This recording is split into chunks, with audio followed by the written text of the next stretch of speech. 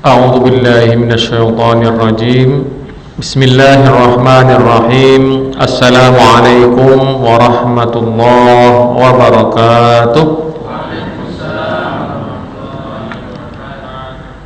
الحمد لله رب العالمين والصلاة والسلام على أشرف الأنبياء والمرسلين وعلى آله وأصحابه أجمعين أشهد أن لا إله إلا الله وحده لا شريك له وأشهد أن محمدا عبده ورسوله صلى الله على نبينا محمد وعلى آله وأصحابه ومن تبعهم بإحسان إلى يوم الدين أما بعد فيا معاشر المسلمين والمسلمات أوصيكم ونفسي بتقوى الله فقد فاز المتقون يا أيها الذين آمنوا اتقوا الله حق تقاته ولا تموتن إلا وأنتم مسلمون.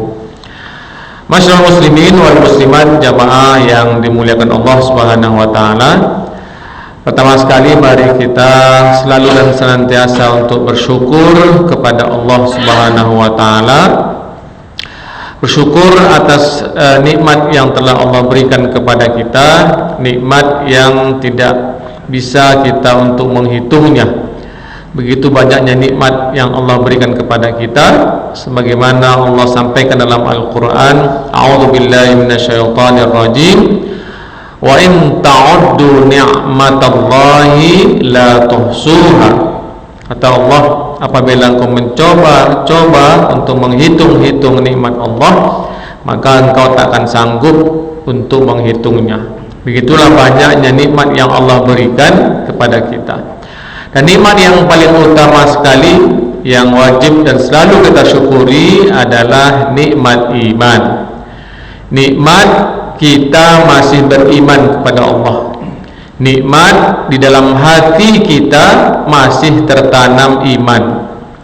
Dan dengan iman itulah Allah Subhanahu wa taala sering memanggil kita untuk mengingatkan kita tujuan dari penciptaan kita, yaitu beribadah kepada Allah Subhanahu wa taala. Wa ma khalaqtul jinna wal insa illa liya'budun, kata Allah, dan tidaklah aku ciptakan jin dan manusia melainkan untuk beribadah kepadaku. Dan ibadah yang Allah wajibkan kepada kita tidak akan bisa kita untuk mengerjakannya tanpa ada bekalan iman di dalam hati kita. Jadi iman itulah yang mendorong kita untuk melaksanakan amal ibadah yang Allah perintahkan kepada kita. Tak ada iman di hati, maka mustahil ibadah itu akan kita kerjakan. Maka bersyukur kita masih diberi oleh Allah nikmat iman di dalam hati, dan dengan keimanan itulah Allah mudahkan kehidupan kita. Makanya Allah suruh kita untuk memperbanyak bekalan iman. Allah berfirman, wa tazawwadu fa inna khairaz zadit taqwa, dan banyak-banyaklah berbekal, kata Allah, dan sesungguhnya sebaik-baik bekalan itu adalah keimanan dan ketakwaan. Di mana iman dan takwa itu? Di dalam hati. Karena hati itulah tempatnya iman. Hati beriman atau hati mengkufuri atau mengingkari, maka tempat letak iman atau kufur itu di dalam hati. Alhamdulillah, dalam hati setiap kita masih tertanam iman. Kita masih, Allah mudahkan untuk beribadah. Malam ini Allah mudahkan langkah kaki kita ke rumah Allah, ke masjid ini, dan itu adalah perintah dari iman dalam hati. Alhamdulillah, kita bisa berjamaah. Kita masih bisa duduk sebentar menjelang waktu Isya untuk saling menasihati dalam kajian atau majlis ilmu ini. Bersyukur atas nikmat iman, bersyukur kemudian atas nikmat Islam yang Allah redhoi sebagai agama. Inna dina 'indallahil Islam, sesungguhnya agama yang Allah redhoi itu hanyalah Islam. Bersyukur kita kita masih berislam, kita sebagai seorang muslim ataupun muslimah, dan kita menjaga keislaman kita, keislaman keluarga kita, dan kita berdoa kepada Allah mudah-mudahan Allah kekalkan nikmat iman dan Islam ini sampai ke akhir hayat kita, sampai Allah menjemput ajal kita, kita masih dalam keimanan, dalam keislaman, dan itulah yang disebut dengan kematian yang baik, kematian husnul khatimah, mati dengan iman dan Islam di dalam hati dan keyakinan kita, insyaallah. Amin ya rabbal alamin. Kemudian kita bersyukur juga atas nikmat sehat walafiat. Bukti kita sehat, kita hadir di rumah Allah ini, kita melaksanakan perintah Allah dalam beribadah, dan juga dengan sehat kita bisa beraktivitas, bekerja sesuai dengan profesi kita masing-masing. Kemudian salawat dan salam kita sampaikan kepada Nabi besar kita Muhammad sallallahu alaihi wasallam dengan banyak-banyak melafazkan salawat dan salam kepada beliau. Allahumma salli ala Muhammad wa ala ali Muhammad sallallahu alaihi wasallam, alaihi salatu wassalam. Assalamu alayka ya Rasulullah, assalamu alayka ya Habiballah. Masyaallah muslimin wal muslimat yang dimuliakan Allah, pada malam hari ini kita mengambil ayat atau pilihan ayat kita pada surah Al-Hadid ayat 16.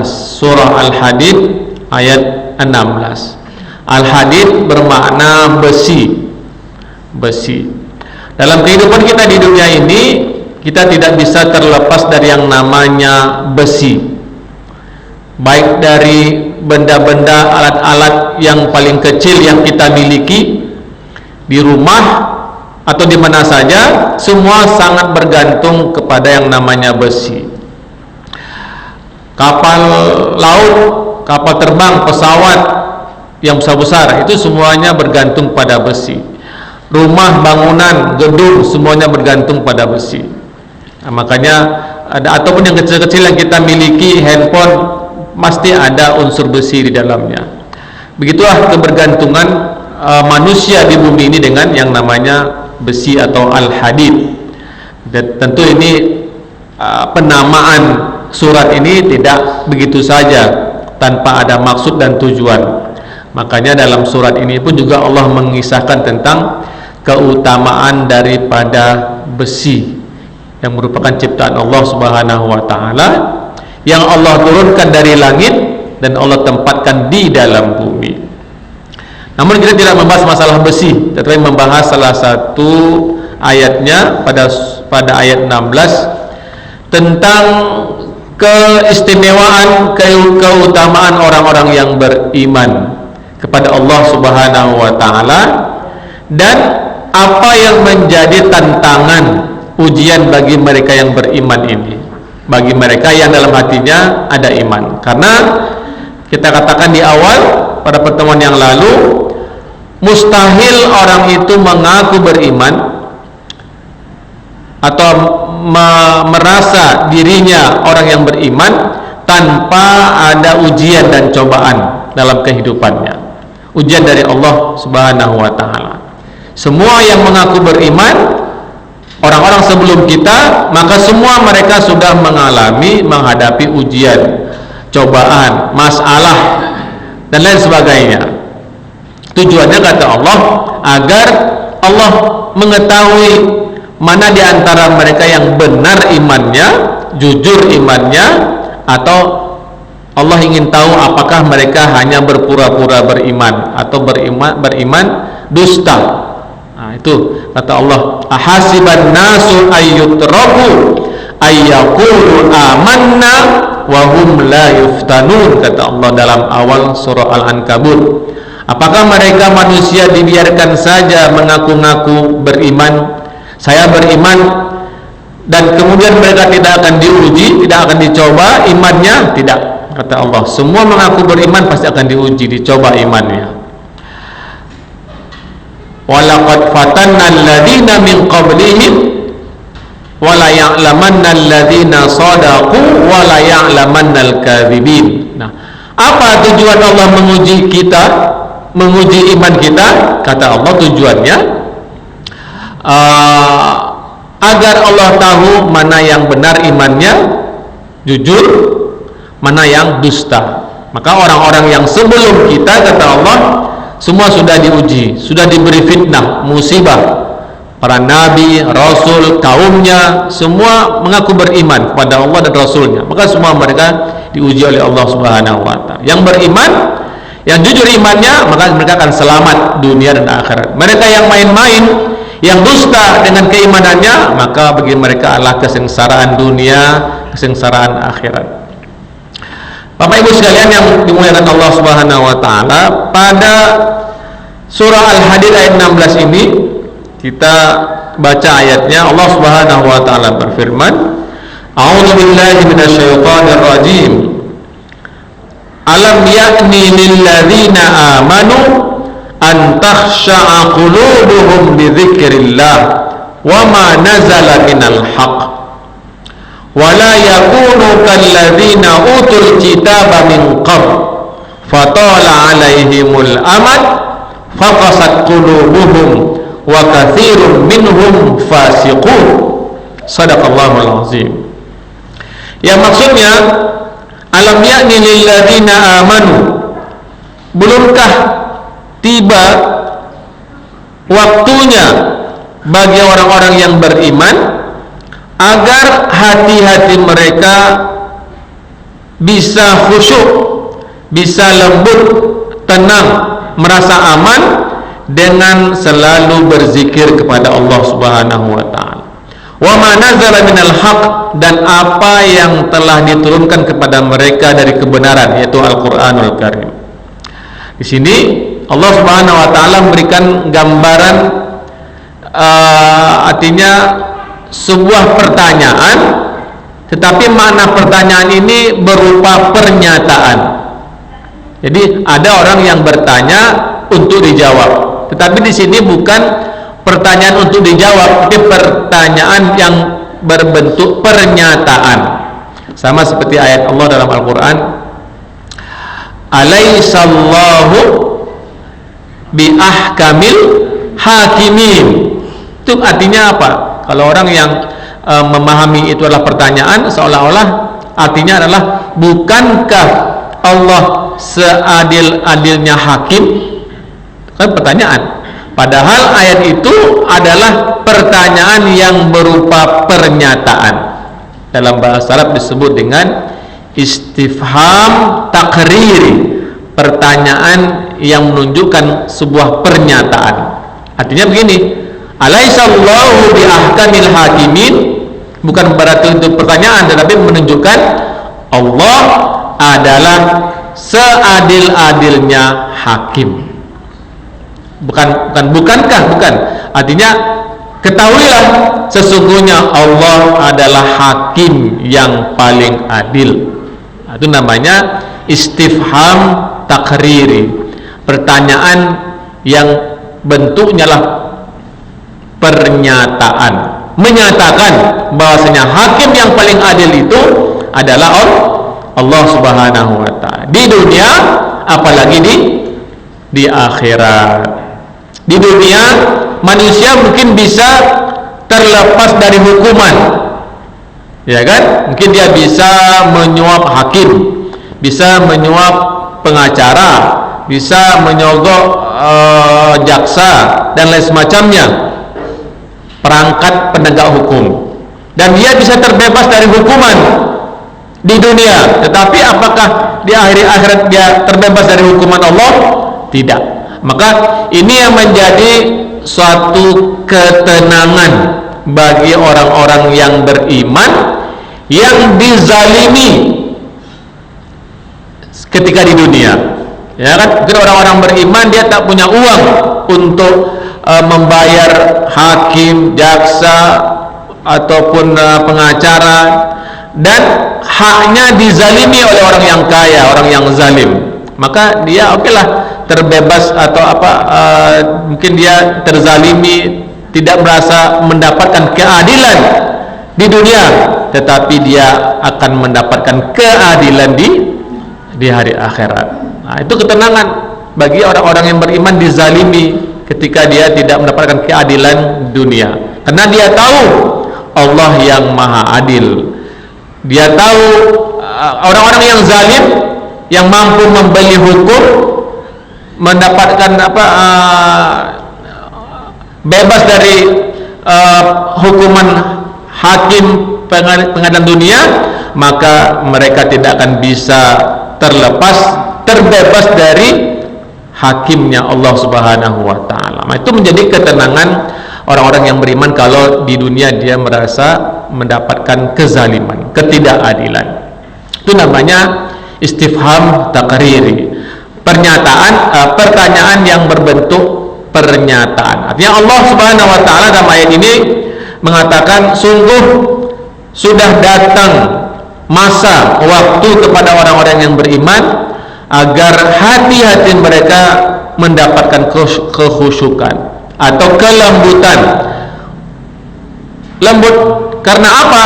Lembut karena berzikir kepada Allah Subhanahu wa taala. Artinya hati manusia itu, kalau kita lihat dalam Al-Quran, dalam awal surah Al-Baqarah, itu dibagi menjadi 3, atau manusia itu digolongkan kepada 3 golongan. Pertama, 5 ayat pertama kalau kita baca pelan-pelan, itu adalah golongan gambaran tentang kelompok orang-orang yang beriman, ya, orang-orang atau manusia yang memiliki hati dan hatinya itu beriman. Ulaika ala hudam mir rabbihim wa ulaika humul muflihun. Nah, itulah arah 5 ayat itu gambaran tentang kelompok orang yang beriman. Alladzina yu'minuna bil ghaibi wa yuqimuna as-salata wa mimma razaqnahum yunfiqun. Walladzina yu'minuna bima unzila ilaika wa ma unzila min qablika wa bil akhirati hum yuqinun. Ulaika ala hudam mir rabbihim wa ulaika humul muflihun. Nah, itu ayat 5 ayat mengisahkan tentang kelompok pertama dari umat manusia, itu orang-orang yang beriman, orang-orang yang hati mereka ada keimanan, ya. Kemudian kelompok kedua 2 ayat, ayat ke-6 ayat ke-7, innal ladzina kafaru sawa'un 'alaihim a'andartahum am lam tundirhum la yu'minun khatamallahu ala qulubihim wa ala sam'ihim wa ala absarihim ghishawatu wa lahum 'adzabun 'azim. Ini kelompok kedua dari manusia. Allah beri juga mereka hati, tetapi hati mereka tertutup, hati mereka kafir, tertutup, ya kan? Tak beriman, tak mengakui Allah dan seterusnya daripada rukun iman. Maka hati mereka tertutup, hati mereka terkunci mati. Tidak hanya hati, tetapi juga pendengaran dan juga penglihatan. Nah, kelompok ketiga Allah gambarkan pada ayat ke 8 dan 15 ayat berikutnya, yaitu kelompok ketiga, yaitu orang-orang al-munafiqun, orang-orang munafik. Orang-orang munafik juga punya hati, tetapi dalam hati mereka ada penyakit, ya kan? Fi qulubihim maradun, dan dalam hati mereka ada penyakit, ya. Wa minan nasi may yaqulu amanna billahi wal yawmil akhir wa ma hum bimu'minin. Dan di antara manusia, kata Allah, ada kelompok yang mulut mereka mengatakan beriman, ya, kepada Allah dan hari akhir, tapi pada hakikatnya, kata Allah, mereka tidaklah beriman. Kenapa? Fi qulubihim maradun, karena dalam hati mereka itu ada penyakit. Nah, ini 3 kelompok manusia, dan Allah beri mereka hati.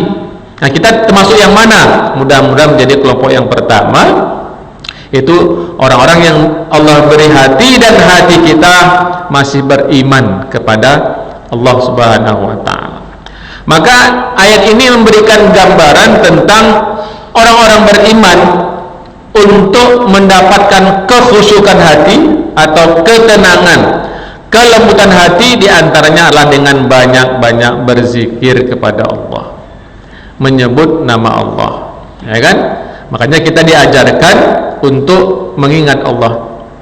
Fadhkurullaha azkurkum, maka diantaranya adalah banyak-banyaklah berzikir kepada Allah, menyebut nama Allah, maka Allah pun akan ingat dan menyebut kita. Fadhkuruni azkurkum, maka ingatlah kepadaku, kata Allah, maka aku pun akan ingat kepadamu. Washkuruni wala takfurun, dan banyaklah untuk selalu bersyukur kepadaku dan jangan sekali-kali kufur. Nah, ini diantara ayat ini memberikan amaran ataupun perintah untuk banyak berzikir kepada Allah. Hati agar mendapatkan kekhusyukan, ketenangan, kedamaian, diantaranya dengan kata Allah li dzikrillah, antakhsha'a qulubuhum li dzikrillah. Agar apa? Untuk mendapatkan ketenangan, kekhusyukan hati itu diantaranya kata Allah dalam ayat ini dengan banyak berzikir kepada Allah. Makanya ada namanya zikir-zikir pagi, sore, ya kan, azkarus sabah. Nah, itu kan semuanya cara bagaimana hati kita ini menjadi lembut. Ya, hati ingat kepada Allah, maka hati itu akan tenang, hati akan lembut. Allah berikan ketenangan, Allah berikan kedamaian. Karena kita katakan pada pertemuan yang lalu, ketenangan hati, as-sakinah, datangnya sumbernya dari Allah Subhanahu wa taala, bukan dari kekayaan yang kita kumpulkan, bukan dari jabatan yang sudah kita raih, pangkat, tidak. Ya, maka kata Allah, huwallazi anzalas sakinata fi qulubil mu'minin. Dialah Allah yang menurunkan as-sakinah. Apa itu as-sakinah? Ketenangan, kedamaian, kekhusyukan, kedamaian. Kemana sumber ketenangan as-sakinah dari Allah? Tempat diturunkannya ketenangan kepada atau ke dalam hati-hati. Hati yang mana? Tentu hati orang yang beriman. Hati kosong dari iman, maka jangan diharap Allah turunkan as-sakinah, ketenangan. Pastikan hati kita tertanam iman, maka Allah pun akan turunkan ketenangan, as-sakinah. Huwallazi anzalas sakinata fi qulubil mu'minin. Itu dia. Liyazdadu imanan ma'a imanihim. Kenapa? Dalam hati kita itu sudah ada bekal iman, sedikit atau banyaknya. Maka dengan kita berzikir kepada Allah, ya kan, datang ke rumah Allah, membaca Al-Quran, kalam Allah, maka itu semua menjadi sebab turunnya as-sakinah, ketenangan, rasa aman, khusyuk dari Allah Subhanahu wa taala kepada kita. Makanya ayat ini disambung oleh Allah Subhanahu wa taala, antakhsha'a qulubuhum li dzikrillah wa ma nazala minal haqq. Itu dia. Jadi untuk mendapatkan ketenangan hati, ketentraman jiwa, kedamaian, banyak berzikir kepada Allah Subhanahu wa taala. Baik itu zikir hati, apa namanya? Zikrul qalbi, hati berzikir. Ya, menyebut nama Allah. Hati. Kemudian tidak hanya hati berzikir, dikuatkan dengan lisan yang berzikir, bersuara subhanallah. Ya, karena suara itu kalau keluar terdengar oleh hati, terdengar oleh telinga, akan berpengaruh juga ke dalam hati. Makanya berzikir itu bisa secara lembut, secara pelan-pelan, hati yang berzikir, zikrul qalbi. Kalau kita belum terbiasa zikrul qalbi, mungkin untuk kalangan para ulama, para wali, ya kan, maka kita harus berzikir dengan lisan, zikrul lisan, berlatih, diucapkan, apa namanya itu, disuarakan, subhanallah, alhamdulillah, ya kan, wala ilaha illallah wallahu akbar. Zikir pagi namanya asbahna wa asbahal mulku lillah walhamdulillah wala ilaha illallah wallahu akbar. diucapkan. Kenapa? Kan dengan mengucapkan itu zikrul lisan terdengar oleh telinga, maka telinga pun akan bereaksi dan juga akan sampai ke hati. Nah, itu dia. Jadi saling membutuhkan organ tubuh kita ini. Atau zikrul abdan, badan kita berzikir. Artinya apa? Tidak hanya hati yang berzikir menyebut nama Allah, lisan yang berzikir, tapi seluruh badan kita ikut juga berzikir kepada Allah. Artinya apa? Di antaranya adalah hadirnya kita di masjid, sholat berjamaah, itu menunjukkan seluruh organ tubuh kita berzikir kepada Allah Subhanahu wa taala. Sholat berjamaah dan lain sebagainya. Nah, ini semua adalah bagian untuk mendapatkan, sebab untuk mendapatkan ketenangan hati, kekhusyukan hati, jiwa damai. Nah, hati yang sudah tenang, hati yang sudah khusyuk, maka itu memberikan ketenangan juga pada jiwa.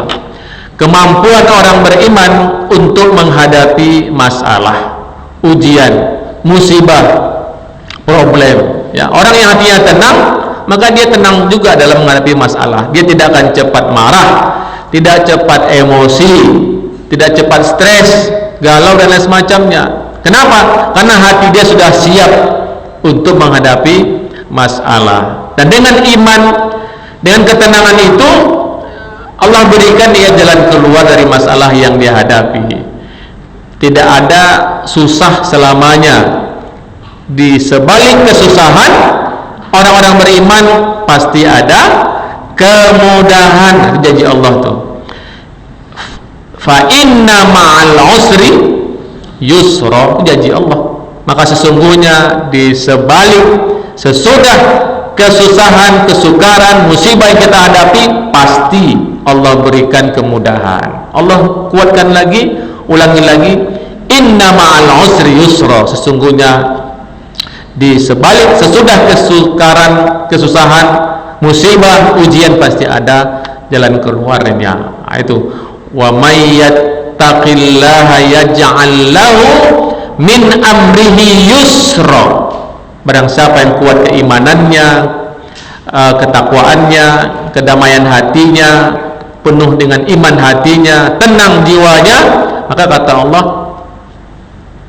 yaj'al lahu min amrihi yusra. Apapun masalah, ujian, musibah yang datang kepadanya, maka Allah berikan kemudahan. Kan itu yang paling penting, ya kan? Dalam hidup ini pasti akan kita hadapi berbagai ujian, cobaan. Dan itu bukti Allah sayang kepada kita.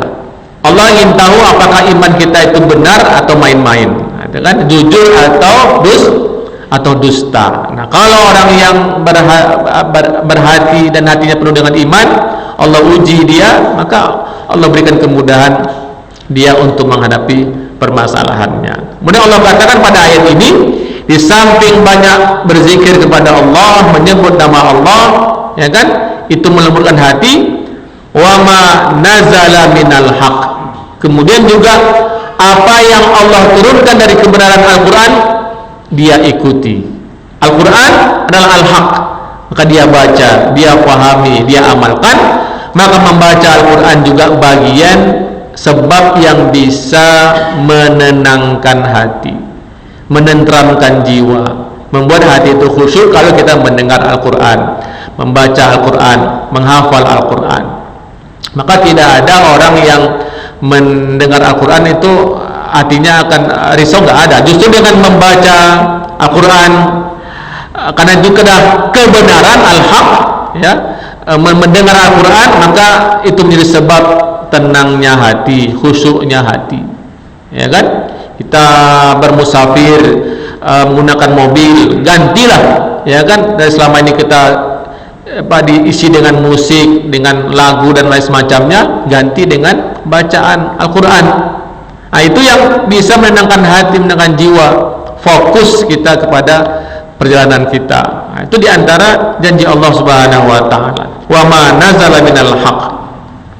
Kemudian ayat ini memberikan perbandingan, membuat sebuah perbandingan orang terdahulu sebelum kita. Ya, kita umat Islam diberi oleh Allah Subhanahu wa taala Al-Qur'an sebagai pegangan, sebagai bacaan yang bisa menenteramkan hati dan jiwa kita. Dulu kata Allah Subhanahu wa taala ada juga. Nah, ini ayat yang berikutnya, bukan sambungan ayatnya, wala yakunu kalladzina utul kitab. Nah, ini kata Allah, dan jangan seperti orang-orang yang dahulu sudah pernah juga diberi Alkitab. Maksud di sini adalah Bani Israel, ya kan? Yang telah diberi Alkitab. Kita umat Islam diberi kitab, yaitu Al-Quran. Kalau kita baca, kita pahami, kita amalkan, maka memberikan kebaikan, ketenangan dalam hati kita, jiwa kita, kehidupan kita. Maka kata Allah, jangan seperti orang-orang sebelum kalian yang telah diberi Alkitab. Kepada umat kaum Nabi Musa diberi Taurat, kepada kaum Nabi Isa diberi Injil. Ada apa dengan mereka? Kata Allah Subhanahu wa taala, wala yakunu kalladzina utul kitaba min qablu fatala alaihimul amadu faqasat qulubuhum. Maka kata Allah, jangan kalian wahai umat Islam seperti orang-orang yang telah diberi kepada mereka Alkitab, Taurat dan Injil, dan berlalulah masa yang lama di antara mereka, mereka tidak mau membacanya, tidak mau mengamalkannya, justru malah mereka itu, Allah gambarkan pada ayat-ayat yang lain, mereka malah merubah, mengganti, menambah, mengurangi isi Alkitab, baik Taurat ataupun Injil, ya kan? Yuharrifunal kalima min ba'di mawadhi'i. Itu watak mereka. Mereka mengganti, merubah, mengurangi apa isi Alkitab, baik itu Taurat ataupun Injil. Sehingga dalam masa yang lama, jarak antara Nabi Isa dengan Nabi Muhammad SAW, mereka jauh dari bimbingan Nabi Musa dan Isa, sehingga jarak yang begitu lama dan mereka jauh daripada bimbingan wahyu Alkitab. Akhirnya apa? Karena mereka sudah merubah isi Alkitab, faqasat qulubuhum, sehingga hati-hati mereka menjadi keras. Jadi menjauhnya orang-orang Bani Israel daripada Alkitab, Taurat ataupun Injil, tak membacanya, tak mengamalkannya, justru malah merubahnya, menambah atau mengurangnya, itulah yang menjadi sebab hati mereka menjadi keras. Kita pun juga seperti itu. Gambarannya, Allah sudah beri kita Alkitab, Al-Quranul Karim. Kata Allah tadi dikatakan, kalau kita baca, kita pahami, kita amalkan, menjadikan hati kita khusyuk, lembut, ya kan? Kalau kita jauhkan Al-Quran dari kehidupan kita, tak pernah membaca Al-Quran, tak pernah mendengar Al-Quran, tak pernah berzikir kepada Allah, itu bisa menjadi sebab hati kita menjadi keras. Au qasat qulubuhum, ya, faqasat qulubuhum fahiya kal hijarah. Bisa saja orang-orang yang jauh dari Alkitab, dari Al-Quran, tak pernah membacanya, tak pernah mengamalkannya, maka hati mereka itu bisa mengeras seperti batu, ya. Au asyaddu qaswah, kata Allah, atau bisa saja lebih keras daripada batu. Nah, maka cara Allah untuk agar hati kita tidak mengeras, diantaranya berzikir kepada Allah, banyak-banyak berzikir, dan membaca Al-Quran itu pun juga bagian daripada zikir, untuk melembutkan hati, mengkhusyukkan hati, ya. Nah, karena sudah ada fakta sejarahnya Bani Israel yang sudah diberi kitab Taurat, Injil, tetapi mereka menggantinya, merubahnya.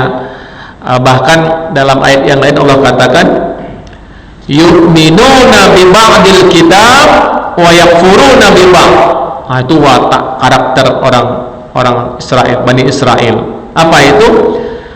Yu'minuna bi ba'dil kitab. Artinya kalau ada ayat-ayat yang enak, yang mereka sukai, sesuai dengan hawa nafsu mereka, mereka ambil.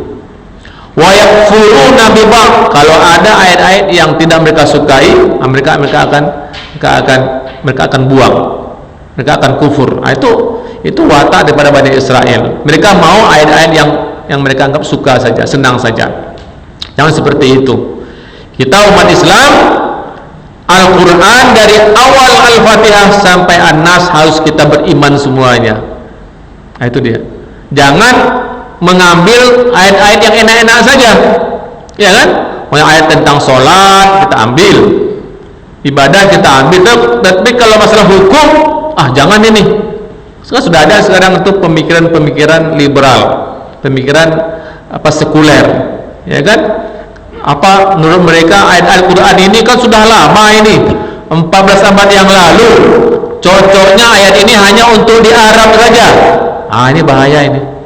Kita ini kan di Indonesia, jauh dari Arab, maka kita pilih-pilihlah ayat-ayat yang cocok untuk di Nusantara. Maka ada namanya sekarang Islam Nusantara. Ini hanya memilih ayat-ayat yang cocok menurut hawa nafsunya. Padahal Al-Quran Allah turunkan semuanya 30 juz itu untuk umat manusia secara keseluruhan, di setiap tempat dan di setiap waktu, zaman, fi kulli zamanin wa makan. Islam itu sesuai untuk dimanapun dan kapanpun.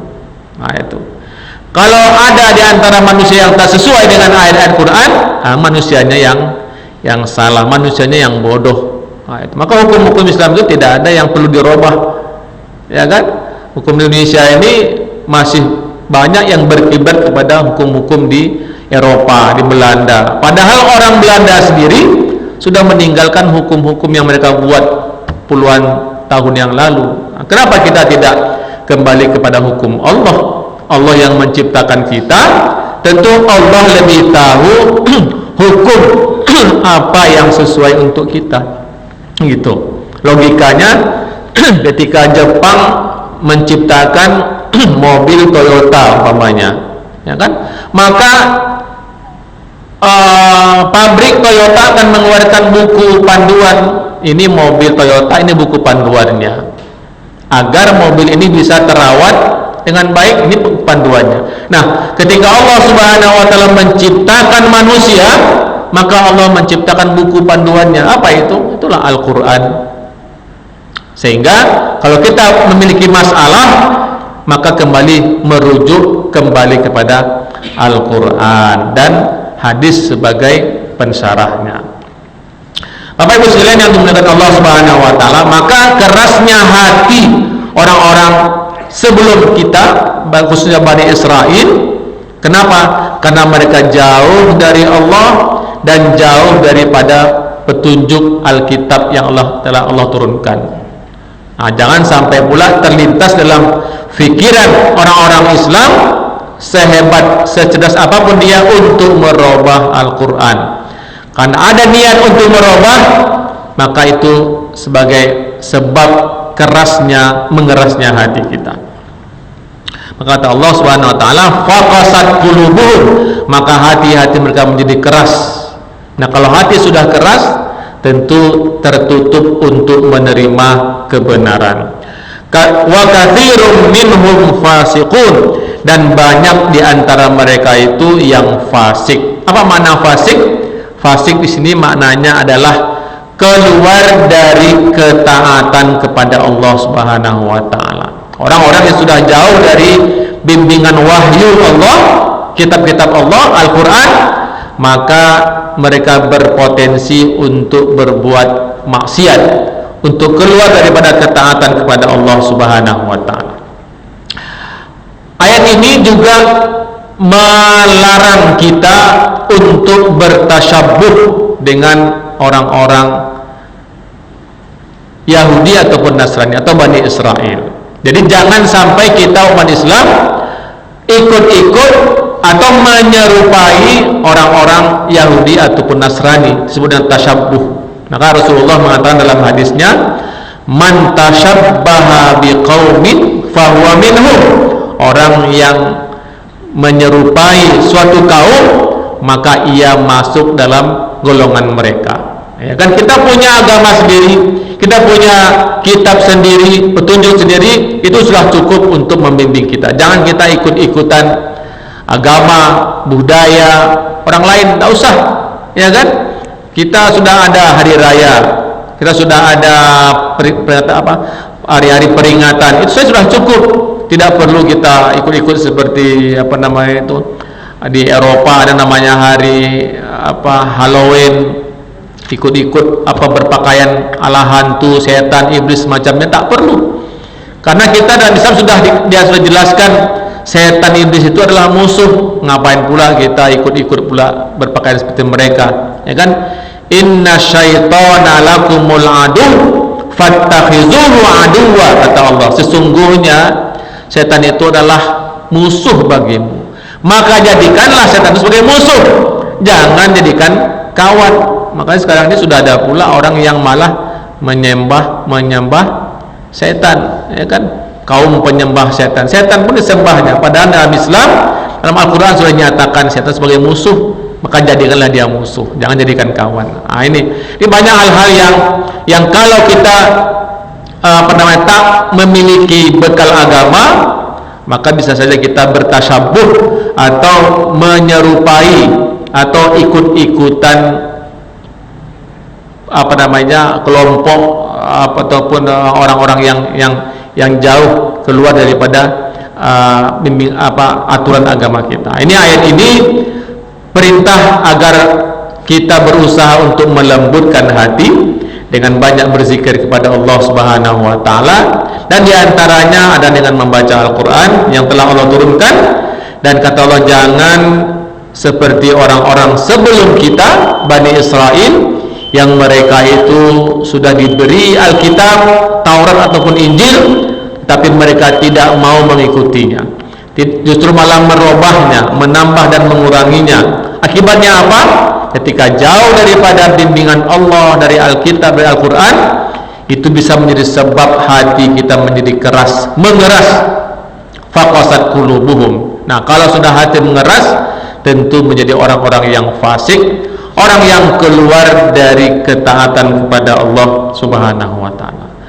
Demikian yang dapat saya sampaikan, mudah-mudahan ada manfaatnya untuk saling mengingatkan di antara kita. Allah sudah beri kita bekalan hati, mari kita jaga hati kita, dan menjaga hati itu agar tetap lembut, tidak mengeras. Menjaga hati tetap lembut adalah dengan banyak berzikir kepada Allah, dan diantaranya adalah dengan membaca Al-Quran, mendengar Al-Quran, menyimak Al-Quran, menghafal Al-Quran yang sudah Allah turunkan sebagai wasilah cara Allah melembutkan hati kita yang sudah ada iman di dalamnya.